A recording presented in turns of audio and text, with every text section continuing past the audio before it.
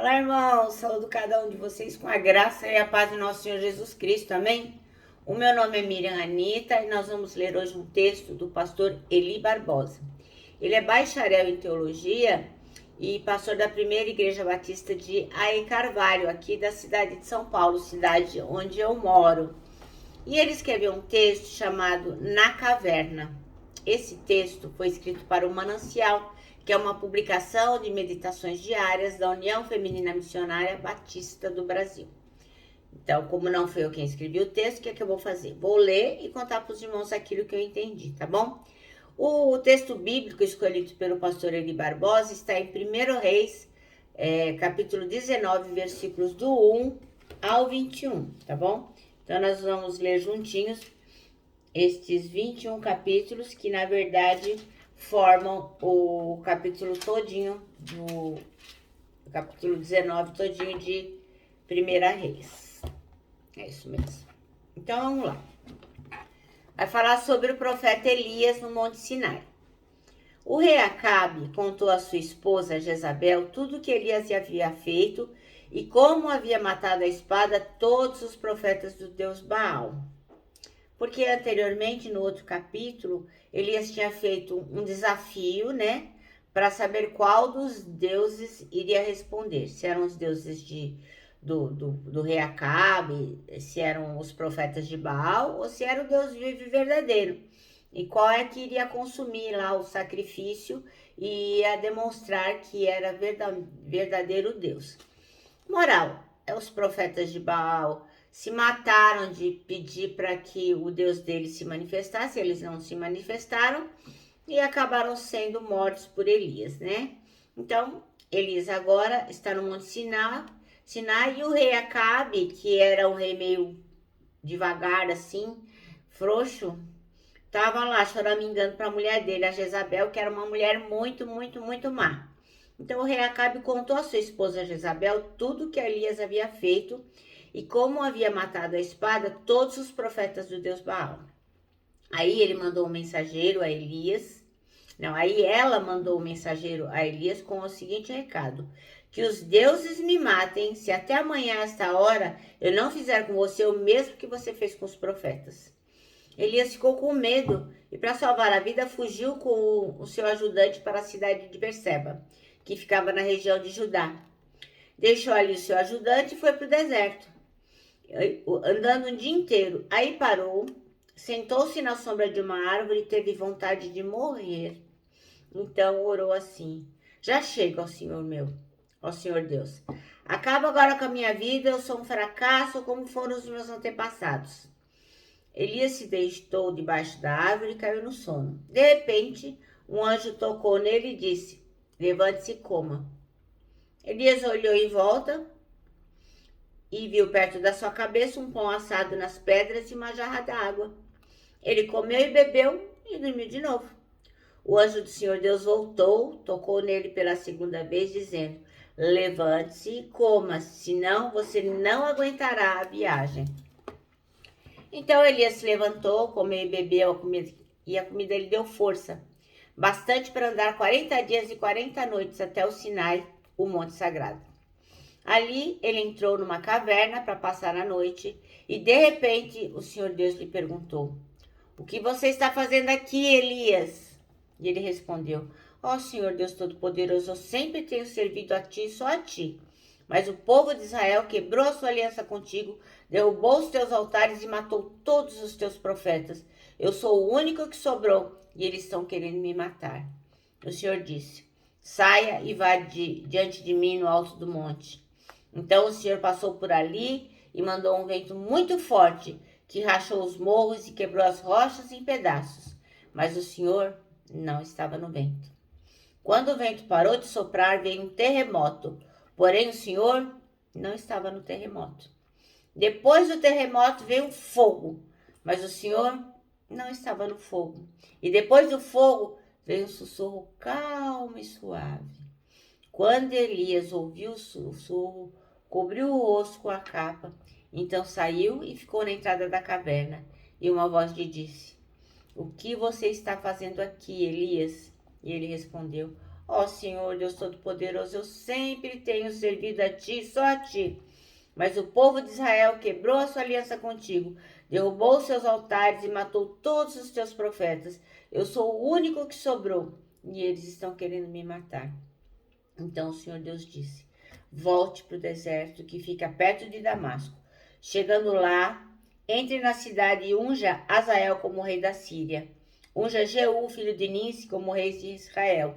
E unja Eliseu, filho de Safate, de Abel-Meolá, como profeta, para ficar em lugar de você. As pessoas que não forem mortas por Azael serão mortas por Jeú. E todos os que escaparem de Jeú serão mortos por Eliseu. Mas eu deixarei 7.000 pessoas vivas em Israel, isto é, todos aqueles que não adoraram ao Deus Baal e não beijaram a sua imagem. Elias saiu e encontrou Eliseu, que estava arando a terra. Na frente dele iam 12 pares de bois, e ele estava arando com o último par. Elias passou perto de Eliseu, jogou a sua capa em cima dele. Então Eliseu largou seus bois, correu atrás de Elias e disse: deixe que eu vá beijar meu pai e minha mãe, depois eu irei com você. Elias respondeu: está bem, pode ir. Eu não estou impedindo. Aí Eliseu deixou Elias e foi até o lugar onde estavam os bois, e matou-os. Então fez um fogo com a madeira da canga e cozinhou a carne. Depois deu a carne ao povo e eles comeram. Então saiu e foi com Elias e ficou trabalhando como seu ajudante. Amém? Então Eliseu estava bem depressivo, né, irmãos? Porque quando a gente tá com depressão ou numa situação em que a gente se sente depressivo, a gente acha que tá tudo ruim, nada presta, não tem nada de positivo. E ele estava assim, né? Elias estava assim. O versículo escolhido pelo pastor Eli Barbosa foi o 12, que diz: depois do terremoto houve um fogo, mas o Senhor não estava nele. E depois do fogo houve a murmúrio de uma brisa suave. Então o pastor Eli Barbosa diz que o começo de 2019 para ele foi uma maravilha, que estava tudo bom. Mas de repente ele se sentiu desanimado, começou a fugir dos movimentos sociais, começou a ter pressa para sair do culto, começou a chorar demais, ficou muito triste, começou a se isolar de tudo e de todos. Então o que era isso? Era um estado depressivo, né? Então o pastor estava com depressão, porque não é incomum, né? O pastor, o padre, o pai de santo, o presidente, qualquer pessoa pode ter depressão, né? Não é uma doença que os religiosos, os poderosos não podem ter depressão. Sim, podem sim. Depressão é uma doença. E se você tem depressão, você deve se tratar. O Senhor colocou no mundo instrumentos como médicos, psicólogos, medicamentos para você se tratar, tá bem? Então ele fala, o que ele ia fazer com uma situação como aquela, né? Que ele estava depressivo. Então ele entende que a única coisa que ele deveria fazer era esperar. Mas como esperar se a força de vontade foi embora, se não a vontade de orar, cantar, de ler, de fazer qualquer coisa? Bem, eu não entendo como pastor que quando você está depressivo você só tem que esperar. Eu creio que você tem que se tratar. Isso é o que eu penso, né? Eu acho que você tem que aliar a oração, a leitura da Bíblia, mesmo que você não queira ler, ao tratamento, né? Então, as verdades bíblicas têm que estar em você, mas você tem que se tratar. Então, o que ele fala? Que ele teve que fazer uso das verdades bíblicas que foram escondidas aonde? No coração dele. Para quê? Para que ele não pecasse contra Deus. Mas se no dia bom ele não tivesse guardado as verdades bíblicas, no dia mau ele não teria o que recorrer. Então, os momentos devocionais de leitura, as meditações na Bíblia foram decisivos para que este pastor pudesse sair daquela caverna, da caverna da depressão. Então, é por isso que eu não canso de dizer, nós temos que estar conectados com Deus, nós temos que ler a palavra, orar, porque no dia bom isso é muito fácil de fazer, né? No dia bom a gente acaba não fazendo muitas vezes, porque não tem tempo, porque não gosta de ler, porque tá com pressa, porque não sei o quê. Mas assim, a gente garra numa série da Netflix assim, 2, 3 horas, fácil, né? Agora, na leitura da palavra, a gente se arrasta. Então a gente tem que se lembrar que a Bíblia diz que o dia mal chega. Então nós temos que sim estar agarrado com a palavra de Deus. Então ele conta que teve um dia quando ele estava fazendo o devocional dele, que a meditação do manancial dizia o seguinte: talvez você que esteja além dessa meditação, passando por um momento difícil. Então ele estava passando por uma jesucidência, né? Eu não creio que existe coincidência. O Senhor estava falando ao coração dele e de outras pessoas, certamente, que estavam passando por aquele momento difícil. Ele estava fazendo a meditação e a palavra estava falando com ele. Então ele foi consolado e confortado por aquela meditação. O pastor fala então que talvez alguém, como naquele dia, esteja passando hoje por um problema assim, esteja precisando saber que guardar a palavra do Senhor no coração é importante, porque ela é tudo o que podemos ter em momentos de sofrimento, angústia e depressão. E assim, o Espírito Santo só poderá nos lembrar daquilo que a gente guardou no coração, né? Que o Espírito Santo nos lembra.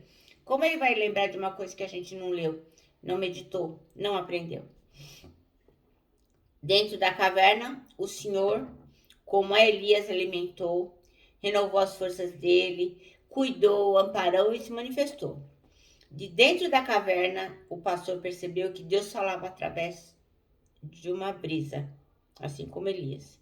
E quando ele saiu da caverna, ele disse para prosseguir, porque a jornada dele era longa, assim como Elias também teve essa mesma discernimento, né? Ouviu essa mesma voz. Então o Senhor, ele é o mesmo lá na época de Elias, ele é o mesmo na época do pastor Eli Barbosa, quando ele passou a depressão, e é o mesmo hoje. Então o Senhor pode falar como um sussurro no nosso coração, que nós temos que seguir em frente e ser fortes, né? Sermos fortes, porque o Senhor tem cuidado de nós.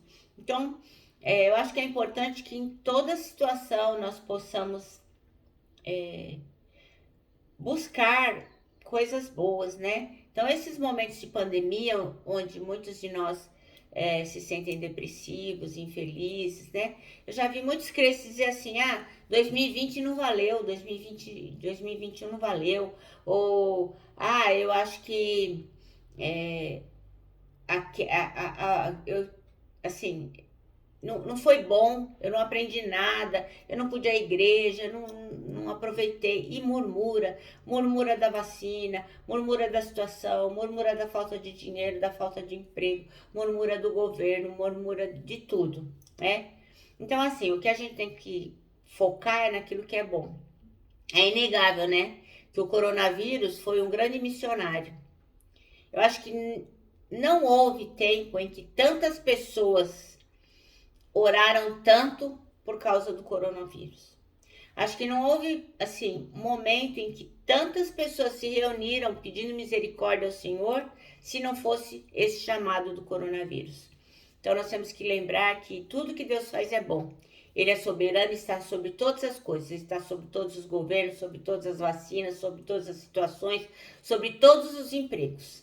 Nós temos que evitar nos deprimir, nós temos que evitar de falar declarações negativas, que o governo não presta, que a situação está ruim, que nós estamos cada dia mais afundando, que há cada dia mais corrupção. Não, nós temos que focar naquilo que é bom.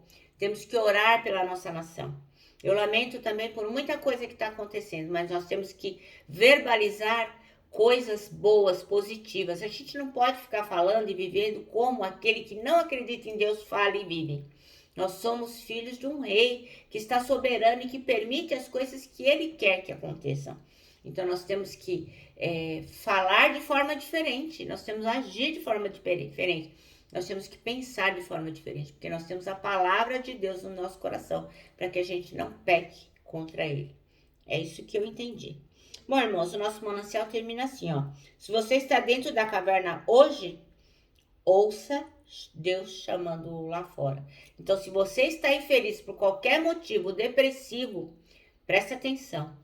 Jesus Cristo está te chamando e Ele tem uma vida melhor para lhe dar. Amém? Bem, irmãos, eu me despeço aqui com o meu abraço fraternal, com o meu abraço diário de ursa. Lembrando, ó, que em 2021 ninguém solta a mão de ninguém. Que lógico, né? A nossa palavra de ordem que é saudades.